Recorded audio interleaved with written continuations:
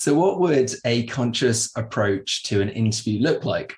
Well, actually, this was a question that came up in a coaching session with a client recently. And together we came up with this three-stage process. So I just wanted to share it with you in case it is useful and has a wider application. Okay, so point number one is to seat yourself in your own power as you go into the interview. So because when we go into an interview, we have this weird power dynamic where they have the thing that we want and we want it, we end up manipulating ourselves to try and be what we think they want us to be and shove ourselves into a certain sort of box in order that we make ourselves palatable and that they can say yes to us. So this can send us into all sorts of weird directions in our mind, be very confusing, can create weird body language that they might read on the other side.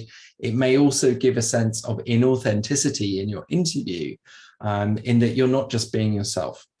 So anything that you can do, and you'll know the things that work for you, whether it's sitting quietly, whether it's having a conversation with a family member or friend, whatever it is that allows you to really center, to remember your values, to remember that you're going in representing yourself in this moment, and just to be yourself and to have the confidence of, if this is right, then it will come through.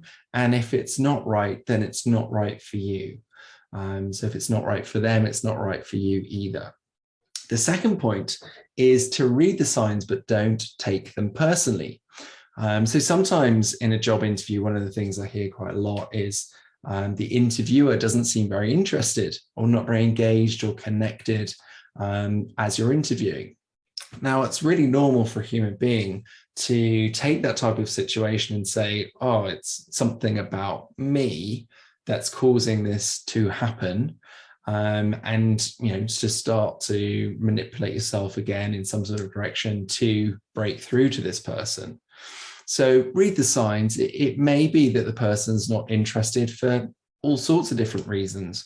Sometimes a role is being filled internally and the interview process is somewhat of a charade. And that may be what's going on. The person might not be happy with it, but they've got to go through these interviews, even though they're not going to hire anyone that they speak to today.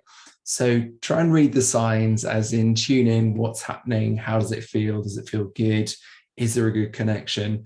But don't take it personally, because most of the time it's not about you.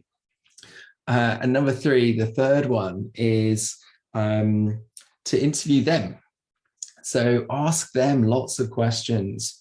Take your curiosity with you. It shows that you're engaged. It shows that you value yourself.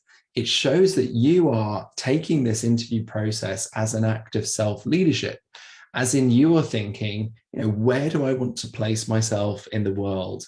When we sign a contract and we say we're going to give you X amount of our time and dedication, and in return, we're going to do X, Y, and Z, we're going to get the money back or whatever it is. This is our most precious gift that we're giving, our time, our experience. We're going to be doing that rather than doing something else. So look after yourself in this process, be discerning.